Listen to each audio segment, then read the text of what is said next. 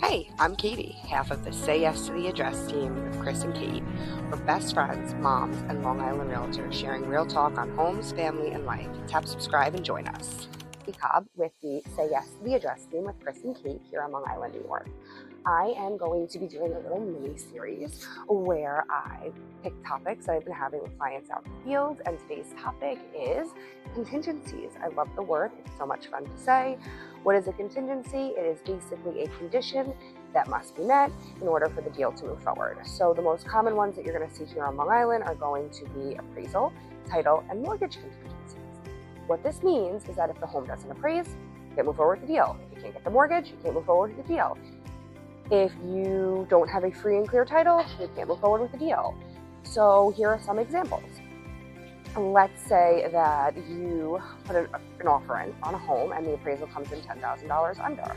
You then would open up conversation and see if there is a mutual way or mutual beneficial way for you to move forward. If not, you can walk away from the deal. In some cases, the seller will come down a little bit of money and the buyer will pay a little bit more outside of the loan. And then with a mortgage, why would a mortgage not go through if you have a pre-approval? Well, there's two different situations. If you have a pre-qualification, they may have not run all your documents. They might find something wrong once they actually submit those that find that you are actually not eligible for a mortgage.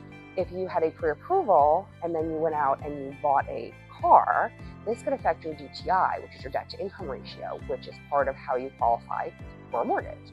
So if you affect that number, you could get a denial.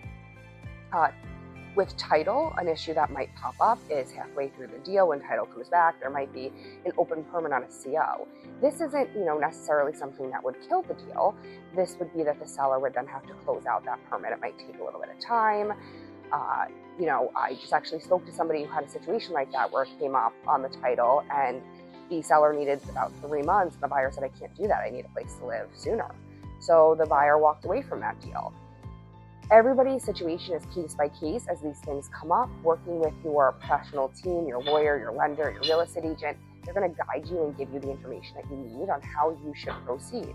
It doesn't mean that the deal is squashed. It means that the conversation's open and you see if there is a solution, and if not, you have the opportunity to walk away. Now, this does go into the fact that you put money down a contract. So a lot of people are concerned, what happens if I can get the mortgage? What happens if it doesn't appraise? If those things happen, then the contract becomes void because, again, if the condition isn't met, then you can't move forward. So you would be entitled to get your money back if you put down a contract. However, this is not a quick process, so please note that. Do not expect it the next day. It's a process in which you got to get your money out of escrow, so your lawyer will go over with you about the time frame that it will take to get that back. So I hope now you understand what contingencies are, and when you're signing your contract, you're asking your lawyer questions about the contingencies.